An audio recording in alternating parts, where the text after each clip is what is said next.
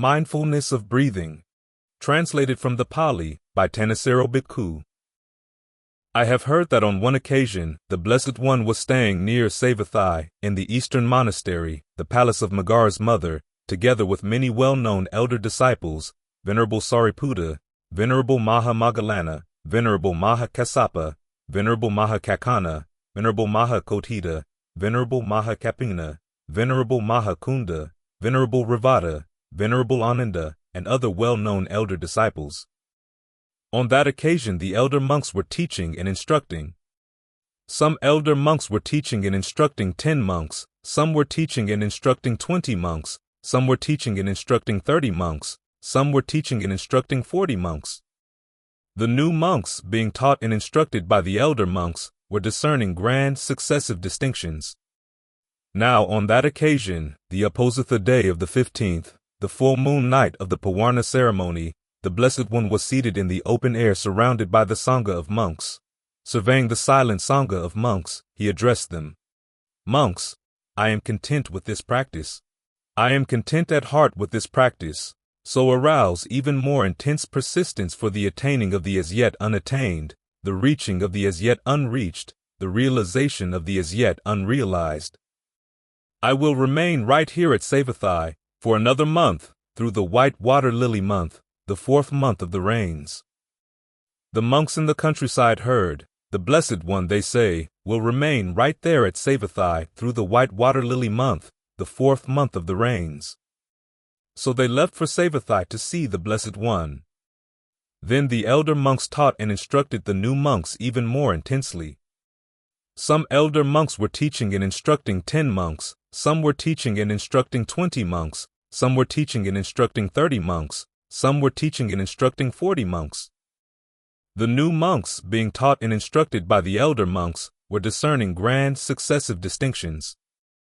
Now on that occasion, the Ānāpānasati day of the 15th, the full moon night of the white water lily month, the 4th month of the rains, the Blessed One was seated in the open air surrounded by the Sangha of monks. Surveying the silent Sangha of monks, he addressed them. Monks, this assembly is free from idle chatter, devoid of idle chatter, and is established on pure heartwood. Such is this Sangha of monks, such is this assembly. The sort of assembly that is deserving of gifts, deserving of hospitality, deserving of offerings, deserving of respect, an incomparable field of merit for the world. Such is this Sangha of monks, such is this assembly. The sort of assembly to which a small gift, when given, becomes great, and a great gift greater. Such is this Sangha of monks, such is this assembly. The sort of assembly that is rare to see in the world. Such is this Sangha of monks, such is this assembly, the sort of assembly that it would be worth traveling for leagues, taking along provisions, in order to see. In this Sangha of monks there are monks who are arahats, whose effluents are ended, who have reached fulfillment, done the task, laid down the burden, attained the true goal, laid to waste the fetter of becoming, and who are released through right gnosis. Such are the monks in this Sangha of monks. In this Sangha of monks there are monks who, with the wasting away of the 5 lower fetters, are due to arise spontaneously in the pure abodes, there to be totally unbound, destined never again to return from that world. Such are the monks in this Sangha of monks. In this Sangha of monks there are monks who, with the wasting away of the first 3 fetters, and with the attenuation of passion, aversion, and delusion, are once returners, who, on returning only once more to this world, will make an ending to stress. Such are the monks in this Sangha of monks. In this Sangha of monks there are monks who, with the wasting away of the first 3 fetters, are stream enterers, certain, never again destined for the lower realms, headed for self-awakening. Such are the monks in this Sangha of monks. In this Sangha of monks there are monks who remain devoted to the development of the 4 establishings of mindfulness, the 4 right exertions, the 4 bases of power, the 5 faculties, the 5 strengths, the 7 factors for awakening, the noble eightfold path. Such are the monks in this Sangha of monks. In this Sangha of monks there are monks who remain devoted to the development of goodwill, compassion, empathetic joy, equanimity, the perception of the unattractiveness of the body, the perception of inconstancy, Such are the monks in this Sangha of monks. In this Sangha of monks there are monks who remain devoted to mindfulness of in and out breathing.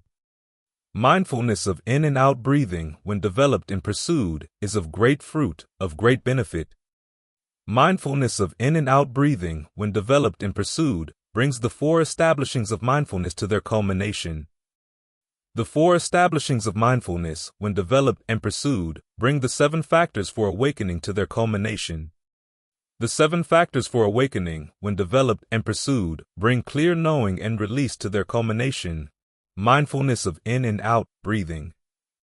Now, how is mindfulness of in and out breathing developed and pursued so as to be of great fruit, of great benefit? There is the case where a monk, having gone to the wilderness, to the shade of a tree, or to an empty building, sits down folding his legs crosswise, holding his body erect, and establishing mindfulness to the fore. Always mindful, he breathes in. Mindful, he breathes out. Breathing in long, he discerns, I am breathing in long. Or breathing out long, he discerns, I am breathing out long. Or breathing in short, he discerns, I am breathing in short. Or breathing out short, he discerns, I am breathing out short. He trains himself, I will breathe in sensitive to the entire body. He trains himself, I will breathe out sensitive to the entire body. He trains himself, I will breathe in calming bodily fabrication. He trains himself, I will breathe out calming bodily fabrication. He trains himself, I will breathe in sensitive to rapture. He trains himself, I will breathe out sensitive to rapture. He trains himself, I will breathe in sensitive to pleasure. He trains himself, I will breathe out sensitive to pleasure. He trains himself, I will breathe in sensitive to mental fabrication. He trains himself, I will breathe out sensitive to mental fabrication. He trains himself, I will breathe in calming mental fabrication. He trains himself, I will breathe out calming mental fabrication. He trains himself, I will breathe in sensitive to the mind. He trains himself, I will breathe out sensitive to the mind. He trains himself, I will breathe in gladdening the mind. He trains himself, I will breathe out gladdening the mind. He trains himself, I will breathe in concentrating the mind. He trains himself, I will breathe out concentrating the mind. He trains himself, I will breathe in releasing the mind. 5. He trains himself, I will breathe out releasing the mind. He trains himself, I will breathe in focusing on inconstancy. He trains himself, I will breathe out focusing on inconstancy. He trains himself, I will breathe in focusing on dispassion, or fading. He trains himself, I will breathe out focusing on dispassion. He trains himself, I will breathe in focusing on cessation. He trains himself, I will breathe out focusing on cessation. He trains himself, I will breathe in focusing on relinquishing. He trains himself, I will breathe out focusing on relinquishing. This is how mindfulness of in and out breathing is developed and pursued so as to be of great fruit, of great benefit. The 4 establishings of mindfulness. And how is mindfulness of in and out breathing developed and pursued so as to bring the 4 establishings of mindfulness to their culmination? On whatever occasion a monk breathing in long discerns, I am breathing in long, or breathing out long discerns, I am breathing out long, or breathing in short discerns, I am breathing in short, or breathing out short discerns, I am breathing out short.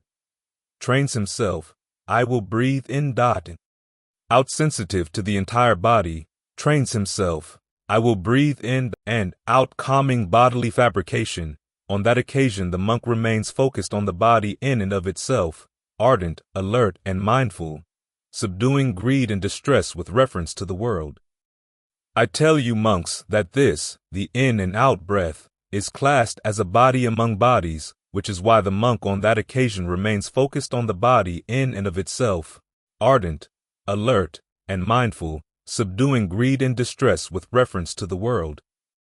On whatever occasion a monk trains himself, I will breathe in and out sensitive to rapture, trains himself, I will breathe in and out sensitive to pleasure, trains himself, I will breathe in and out sensitive to mental fabrication, trains himself, I will breathe in and out calming mental fabrication. On that occasion the monk remains focused on feelings in and of themselves, ardent, alert, and mindful, subduing greed and distress with reference to the world. I tell you, monks, that this careful attention to in and out breaths is classed as a feeling among feelings, which is why the monk on that occasion remains focused on feelings in and of themselves, ardent, alert, and mindful, subduing greed and distress with reference to the world. On whatever occasion a monk trains himself, I will breathe in and out sensitive to the mind, trains himself, I will breathe in and out gladdening the mind, trains himself, I will breathe in and out concentrating the mind, trains himself, I will breathe in and out releasing the mind. On that occasion the monk remains focused on the mind in and of itself, ardent, alert, and mindful, subduing greed and distress with reference to the world. I don't say that there is mindfulness of in and out breathing in one of lapsed mindfulness and no alertness, which is why the monk on that occasion remains focused on the mind in and of itself, ardent, alert, and mindful, subduing greed and distress with reference to the world. On whatever occasion a monk trains himself, I will breathe in and out focusing on inconstancy, trains himself, I will breathe in and out focusing on dispassion, trains himself, I will breathe in and out focusing on cessation, trains himself, I will breathe in and out focusing on relinquishing. On that occasion the monk remains focused on mental qualities in and of themselves, ardent, alert, and mindful, subduing greed and distress with reference to the world. He who sees with discernment the abandoning of greed and distress is one who watches carefully with equanimity, which is why the monk on that occasion remains focused on mental qualities in and of themselves, ardent, alert, and mindful, subduing greed and distress with reference to the world. This is how mindfulness of in and out breathing is developed and pursued so as to bring the four establishings of mindfulness to their culmination. The 7 factors for awakening. And how are the 4 establishings of mindfulness developed and pursued so as to bring the 7 factors for awakening to their culmination? On whatever occasion the monk remains focused on the body in and of itself, ardent, alert, and mindful, subduing greed and distress with reference to the world, on that occasion his mindfulness is steady and without lapse. When his mindfulness is steady and without lapse, then mindfulness as a factor for awakening is aroused in him. He develops it, and for him it goes to the culmination of its development. Remaining mindful in this way, he examines, analyzes, and comes to a comprehension of that quality with discernment. When he remains mindful in this way, examining, analyzing, and coming to a comprehension of that quality with discernment, then analysis of qualities as a factor for awakening is aroused in him. He develops it, and for him it goes to the culmination of its development. In one who examines, analyzes, and comes to a comprehension of that quality with discernment, persistence is aroused unflaggingly. When persistence is aroused unflaggingly in one who examines, analyzes, and comes to a comprehension of that quality with discernment, then persistence as a factor for awakening is aroused in him. He develops it, and for him it goes to the culmination of its development. In one whose persistence is aroused, a rapture not of the flesh arises. When a rapture not of the flesh arises in one whose persistence is aroused, then rapture as a factor for awakening is aroused in him. He develops it, and for him it goes to the culmination of its development. For one enraptured at heart, the body grows calm and the mind grows calm. When the body and mind of a monk enraptured at heart grow calm, then calm as a factor for awakening is aroused in him. He develops it, and for him it goes to the culmination of its development. For one who is at ease, his body calmed, the mind becomes concentrated. When the mind of one who is at ease, his body calmed, becomes concentrated, then concentration as a factor for awakening is aroused in him. He develops it, and for him it goes to the culmination of its development.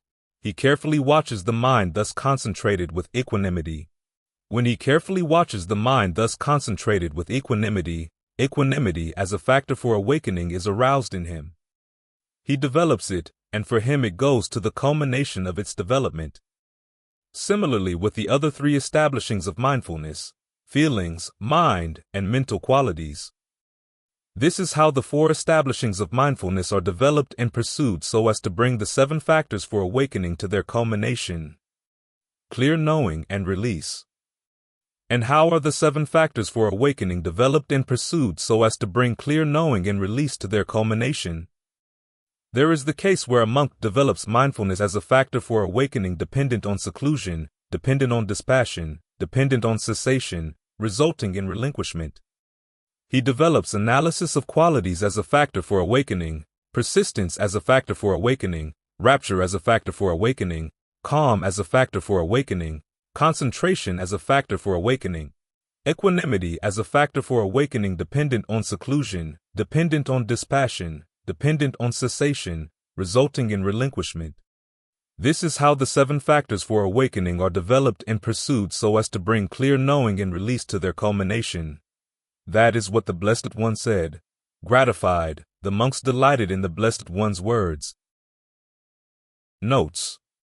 1. The term appears as part of a stock phrase describing a person engaged in meditation, even for things that have nothing to do with the body at all, such as sublime attitude, Brahma Vihara, meditation. Thus it seems more likely that the term is used in an idiomatic sense, indicating either that mindfulness is placed face to face with its object, or that it is made prominent, which is how I have translated it here. 2. The commentaries insist that body here means the full length of the breath, but this is unlikely in this context for 3 reasons. A. The first 2 steps already require being aware of the entire length of the breath. Otherwise, the meditator wouldn't know if a breath was short or long. B. The 4th step, without further explanation, refers to the breath as bodily fabrication. If the Buddha were using 2 different terms to refer to the breath, body, and bodily fabrication in such close proximity, he would have been careful to signal that he was redefining his terms, as he does below when explaining that the first 4 steps in breath meditation correspond to the practice of focusing on the body in and of itself as a frame of reference. But he doesn't. The 4th step refers to bringing the mind to the 4th jhana, a state in which in and out breathing grows still and the body is filled with pure, bright awareness, after awareness has been extended to be sensitive to the entire body beginning with the 1st jhana.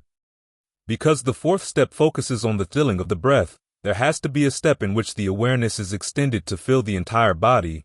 That would be this step. 3. In and out breaths are bodily. These are things tied up with the body. That's why in and out breaths are bodily fabrications. And how is a monk calmed in his bodily fabrication? There is the case where a monk, with the abandoning of pleasure and pain, as with the earlier disappearance of elation and distress, enters and remains in the 4th jhana, purity of equanimity and mindfulness, neither pleasure nor pain. Perceptions and feelings are mental. These are things tied up with the mind. That's why perceptions and feelings are mental fabrications. 5. Unbinding. Nibbana Sutta shows how the mind, step by step, is temporarily released from burdensome mental states of greater and greater refinement as it advances through the stages of jhana, one after another. Ānāpānasati Sutta shows how a meditator, using discernment, can be released from the factors of a jhana attainment while still in that attainment. 6. As this shows, a meditator focusing on feelings in themselves as a frame of reference should not abandon the breath as the basis for his/her concentration. When one has attained the 4th jhana, in and out breaths have ceased.